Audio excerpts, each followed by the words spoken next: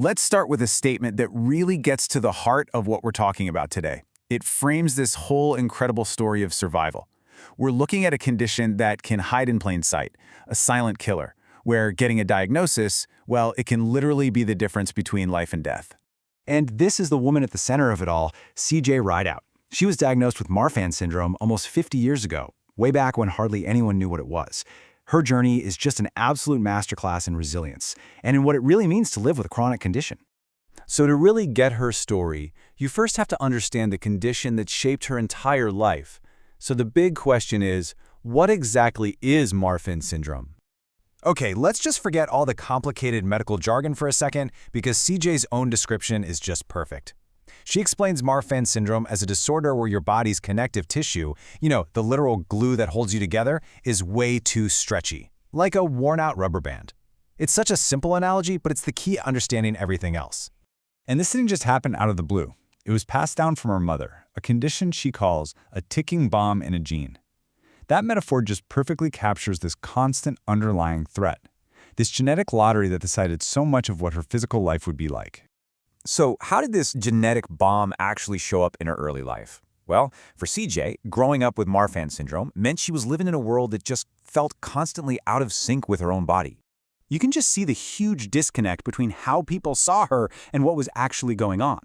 They'd see her long, slender fingers and say, "Oh, you must play the piano." But the reality was, she had poor finger strength.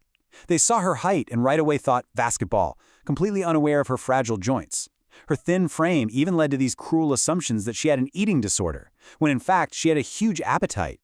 And the signs were there from the very beginning. By the time she was 16, she was already 6'2", but only weighed about 116 pounds. She had those characteristically long fingers and toes. She was severely nearsighted since she was 3 years old. And she lived with this constant, deep fear of falling. Because for her, the ground always seemed so far away. And the toll wasn't just physical. Being so different made her an easy target for relentless bullying at school.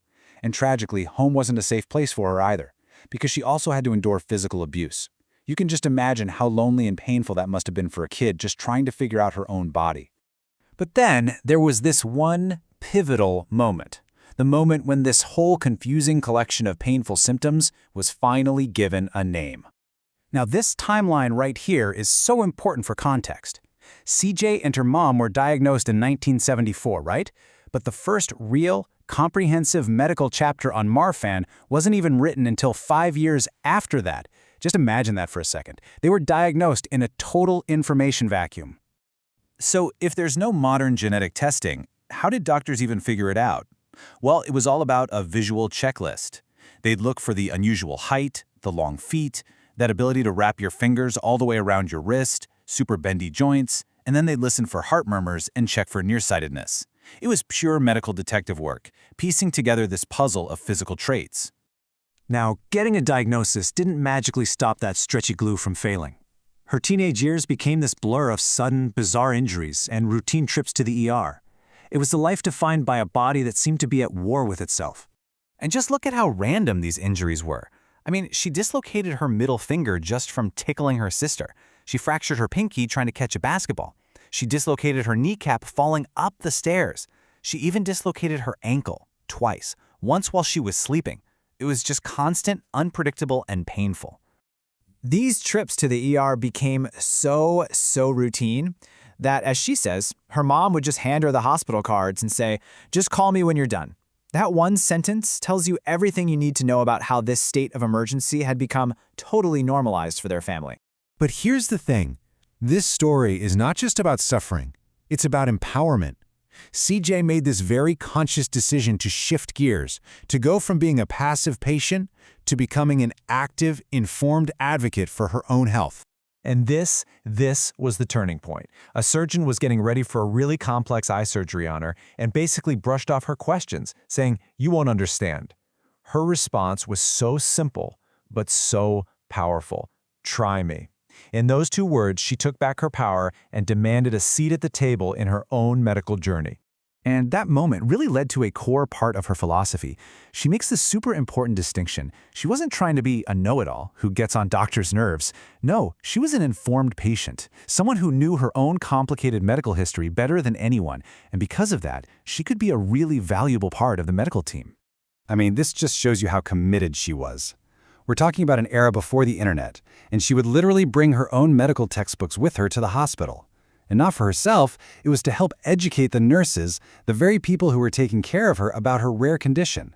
Now that is true advocacy. So all of this advocacy builds into what's become her life's mission. Her whole journey is really transformed into a kind of survivor's guide, teaching the art of living and actually thriving with a body that doesn't always want to cooperate. And this is where her creativity just shines. She had to become this amazing problem solver for everyday things. You know, thin plastic grocery bags would dislocate her finger joints. So her solution? She started using padded bodybuilder's gloves. A regular walking stick would strain her wrists. So what does she do? She adapts a camera monopod that has built-in shock absorbers. It's all about finding those clever workarounds, not just giving up. And her reason for sharing all of this is so clear and selfless. Like she says, she just wishes she had known all this when she was 20. All these lessons she learned through decades of pain, she wants to give that knowledge to other people so they don't have to start from square one the way she did. And that brings us to her final, really powerful question. It's not just a summary, it's a call to action. It's a statement of hope. By sharing knowledge and raising awareness of this silent killer, she truly believes we can make a difference. And it leaves us with this profound thought. Maybe, just maybe, we can even save a life together.